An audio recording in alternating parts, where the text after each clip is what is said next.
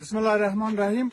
هموطنان گرامی، امروز یک شنبه است، روز اول عید سعید فطر است و شما عید مبارکباد میگم. و تمام خانواده های معزز شهدای قوای امنیتی دفاعی ما و مردم ملکی ما که در ماه اخیر و در ماه‌های اخیر جانهایشان در اثر حملات کورکورانه و به هدف تروریستی از دست داده شد، به او خانواده ها ابراز تسلیت و غمشریکی میکنم.